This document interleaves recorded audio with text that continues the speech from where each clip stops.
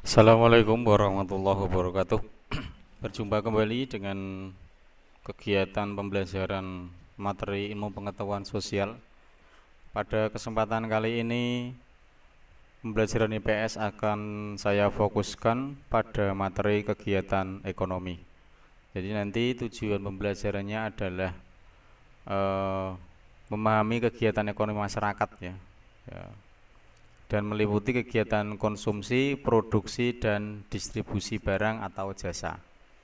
Indikatornya nanti anak-anak harus tahu pengertian konsumsi, harus tahu tujuan kegiatan konsumsi, kemudian bisa menyebutkan faktor-faktor yang mempengaruhi kegiatan konsumsi, terus pengertian produksi, macam-macam produksi, usaha-usaha untuk peningkatan jumlah dan mutu produksi, menjelaskan pengertian distribusi dan menyebutkan sistem distribusi.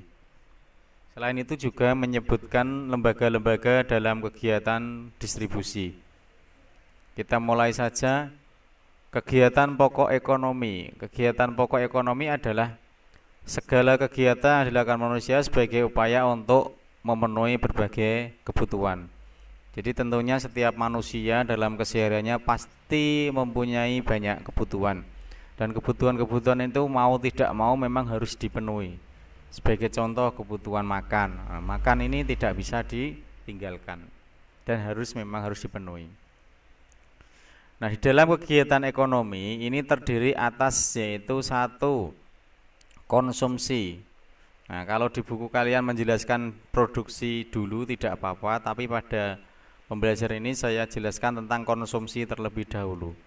Ada konsumsi, ada produksi, dan juga ada kegiatan distribusi.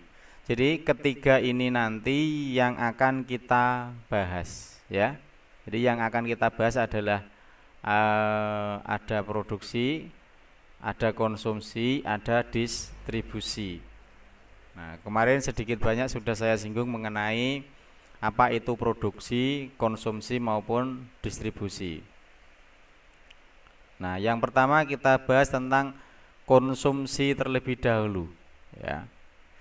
Konsumsi adalah kegiatan yang dilakukan oleh orang atau badan untuk menghabiskan, mengurangi nilai guna suatu barang atau jasa. Ya, jadi kegiatan ini bisa dilakukan oleh orang, bisa juga oleh badan dengan tujuan untuk menghabiskan. Misalkan kalau kita makan nasi, nah itu kan berarti dihabiskan. Berarti di situ ada kita mengkonsumsi makanan atau mengurangi nilai guna. Contoh kalau kita pakai sabun itu kan tidak sekaligus kita habiskan, tetapi kita kurangi nilainya. Jadi yang semula utuh menjadi berkurang. Ya, bisa berupa barang, bisa berupa jasa. Barang yang tadi misalkan kita menggunakan sabun, berarti kita mengkonsumsi sabun. Nah, kalau jasa, Pak, jasa misalkan kita menggunakan jasa guru, berarti kita mengkonsumsi guru, artinya menggunakan jasa. Jadi mengkonsumsi itu tidak harus makan, tidak, tetapi bisa menggunakan, bisa juga menghabiskan. Jadi tidak ada istilah anak-anak mengkonsumsi guru, bukan berarti anak-anak mau makan guru, tetapi apa? Menggunakan jasanya, menggunakan jasa guru. Anak-anak datang ke tukang potong rambut, apakah anak-anak mengkonsumsi tukang potong? Tidak, tetapi di sini anak-anak mengkonsumsi atau menggunakan jasa dari tukang potong rambut. Ya, orang atau badan yang melakukan kegiatan konsumsi disebut dengan konsumen gitu ya.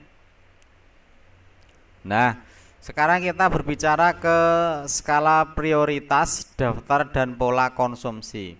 Kemarin sudah kita bahas sedikit tentang skala prioritas. Nah, skala prioritas itu apa? Yaitu mengutamakan kebutuhan yang dianggap lebih mendesak daripada memenuhi kebutuhan yang lain. Artinya kebutuhan itu harus segera dipenuhi. Nah, Nah, kalau daftar konsumsi itu adalah suatu perincian yang berisi jenis konsumsi menurut kelompok-kelompok pengeluaran tertentu. Jadi setiap anak, contoh kalau anak-anak dalam setiap hari itu kan pasti punya keinginan untuk memenuhi kebutuhan. Mulai dari beli pulsa misalkan, mulai dari beli alat-alat tulis, mulai dari beli baju. Nah, di sini kan bisa didaftar. Nah, daftar perincian ini, jenis-jenis konsumsi ini dinamakan dengan daftar konsumsi. Nah, nanti setelah didaftar itu disusun skala prioritasnya, mana yang lebih dahulu. Nah, seperti ini pola konsumsi. Jadi pola konsumsi adalah suatu pola yang memberitakan kemana untuk apa uang yang dibelanjakan menurut susunan atau kelompok pengeluaran tertentu. Jadi ketiga-tiganya ini ada kaitannya. Didaftar dulu pola konsumsinya bagaimana dan nanti mana yang didahulukan untuk dijadikan skala prioritas ya. Nah, sekarang saya jelaskan tentang aspek positif dan negatif perilaku konsumtif. Jadi ada kata konsumsi, konsumen dan konsumtif. Nah, apa itu konsumtif? Konsumtif adalah konsumsi perilaku konsumen dalam mengkonsumsi barang dan jasa. Ya, itu disebut dengan perilaku konsumtif. Nah, kita lihat aspek positifnya dari perilaku konsumtif itu adalah satu, kebutuhan bisa terpenuhi. Yang kedua, timbul rasa puas. Jadi kalau kita memenuhi kebutuhan kita, misalnya kita ingin makan. Nah, di situ kan kebutuhan terpenuhi. Kemudian di dalam perasaan kita timbul rasa puas. Wah, alhamdulillah ini sudah kenyang. Itu kan berarti timbul rasa puas. Yang ketiga, memberikan kemudahan dan rasa nyaman. Ya, kalau kita perutnya sudah kenyang, kita bisa mudah melakukan aktivitas dan juga nyaman. Kemudian juga memberikan keuntungan kepada pihak penjual. Kalau kita beli beras, berarti yang menguntungkan, yang dapat keuntungan siapa? Penjual beras ya. Kemudian menambah pengalaman ya. Nah, salah satu aspek negatif perilaku konsumsi yaitu memupuk sifat dan gaya konsumerisme. Nah, konsumerisme ini tidak baik. Jadi sering membeli sesuatu tetapi tidak ada perlunya. Contoh misalkan anak-anak membeli sepatu. Nah, belum ada 6 bulan karena suka dengan sepatu baru maka membeli lagi. Nah, otomatis nanti kalau misalkan dua-duanya kita punya sepatu dua, ya yang satu tidak pernah dipakai, berarti kan tidak terlalu berguna. Nah, ini adalah contoh-contoh konsumerisme. Ya, bisa jadi ini terjadi pada anak-anak sekalian, beli sesuatu tetapi setelah beli tidak digunakan. Kalau tidak dipakai, sia-sia saja, wis kadung tuku barangnya ora dipakai, nggih. Nah, kita lanjutkan. Faktor apa saja yang mempengaruhi konsumsi? Nah, ini kita lihat tingkat pendapatan. Tingkat pendapatan dulu ya. Setiap orang itu mempunyai tingkat pendapatan yang tentunya berbeda-beda. Nah, karena tingkat pendapatannya berbeda, maka konsumsinya juga berbeda. Contoh kalau orang tua kita penghasilannya satu hari, misalkan hanya 100.000. Nah, kalau penghasilan orang tua pendapatannya 100.000, tingkat konsumsinya jangan samakan dengan anak pejabat yang dalam satu bulan gajinya bisa mencapai 25 juta. Jadi pendapatannya itu sangat mempengaruhi konsumsi. Jangan sampai pendapatan dengan konsumsi lebih besar konsumsi. Nanti ya istilahnya besar pasak daripada tiang. Yaitu pengeluaran lebih besar daripada pendapatan. Yang kedua adalah tingkat harga barang dan jasa. Nah, ini sangat mempengaruhi.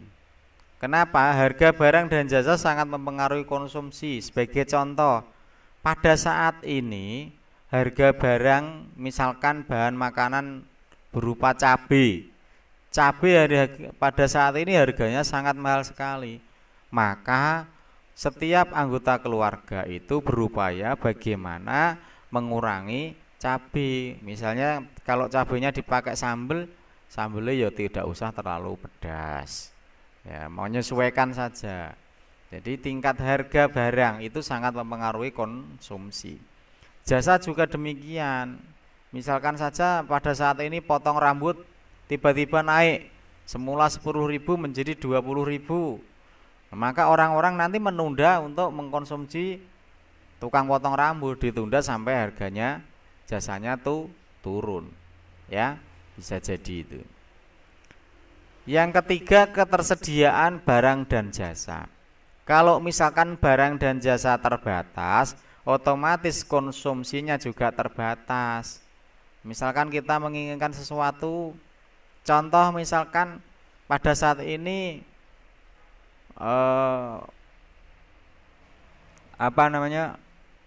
misalkan bensin, ya, bahan bakar minyak misalkan di situ langka, maka otomatis kita harus mengurangi konsumsi menggunakan bahan bakar. Misalnya kalau setiap hari kita jalan-jalan pakai sepeda motor, ya kita tunda dulu. Wah, bensinnya ini rodok langka. Maka di sini konsumsi kita terhadap bahan bakar berupa bensin atau pertalit atau pertamax lah harus kita tunda dulu, kita kurangi dulu. Yang keempat, jumlah tanggungan keluarga. Makin banyak jumlah anggota keluarga atau tanggungannya, maka nilai tingkat konsumsi semakin tinggi. Bayangkan kalau misalkan dalam satu rumah itu ada 4 anggota keluarga dengan 8 misalnya, maka konsumsinya juga berbeda. Kalau misalkan anggota keluarganya hanya 4, di situ mungkin hanya butuh beras 1 kilo sehari. Tetapi kalau anggotanya misalkan keluarganya 8, kebutuhan konsumsi akan beras bisa jadi satu hari itu berapa? 2 kilo. Jadi jumlah tanggungan keluarga sangat mempengaruhi konsumsi. Yang kelima, tingkat pendidikan. Makin tinggi tingkat pendidikan seseorang, maka konsumsinya juga semakin tinggi. Jadi anak-anak yang ada sekarang, misalkan kalian punya adik tingkat SD dengan kalian sendiri yang masih berada pada sekolah madrasah, maka di sini tingkat konsumsinya kan berbeda. Iya kan? Anak-anak yang masih TK dengan anak-anak yang sudah SMA itu berbeda kebutuhannya, konsumsinya juga berbeda. Anak TK mungkin tidak butuh alat peraga, tetapi anak-anak yang sekolah di tingkat pendidikan SMA harus beli alat peraga yang harganya puluhan ribu. Berbeda lagi nanti kalau misalkan sudah kuliah, sudah tingkat pendidikan perkuliahan, beli alat peraga itu bisa mencapai jutaan rupiah. Maka di sini tingkat pendidikan sangat mempengaruhi tingkat konsumsi. Jadi tidak sama ya. Yang keenam, tempat tinggal. Orang yang hidup di daerah pesisir atau pantai akan berbeda pada orang yang tinggal pada dataran rendah seperti kita. Kalau kita tinggal di dataran rendah, mata pencarian kita petani, maka yang dikonsumsi apa? Cangkul, bajak. Tapi orang-orang yang tinggal di daerah pesisir atau pantai, yang dikonsumsi apa? Jala, perahu, dan lain sebagainya. Jadi ini konsumsinya berbeda antara tempat tinggal yang satu dengan tingkat tinggal yang lain. Kemudian lingkungan sosial, budaya, agama, dan adat istiadat. Ini juga berbeda. Budayanya berbeda, konsumsinya berbeda. Agamanya berbeda, konsumsinya berbeda. Misalkan kalau agama Islam itu butuh peci, butuh mukena, butuh sajadah. Orang Kristen nggak butuh. Yang dibutuhkan mungkin apa? Pohon cemara misalkan, baju Sinterklas. Nah, itu kan berbeda. Oke ya. Saya kira jelas di situ bahwa yang mempengaruhi konsumsi itu berbeda-beda. Oke. Videonya tidak buat saya panjang, untuk kegiatan produksi nanti akan saya jelaskan pada pertemuan yang akan datang. Jadi ini untuk sementara videonya saya buat konsumsi dulu. Nanti yang produksinya akan jelaskan pada pertemuan yang akan datang. Sekali lagi terima kasih atas perhatian anak-anak. Selamat pagi menjelang siang. Tetap semangat, jaga kesehatan, dan semoga negara kita akan selalu mendapatkan lindungan dari Allah Subhanahu wa taala. Amin amin ya rabbal alamin. Sekian dulu, wabillahi taufik wal hidayah. Wassalamualaikum warahmatullahi wabarakatuh.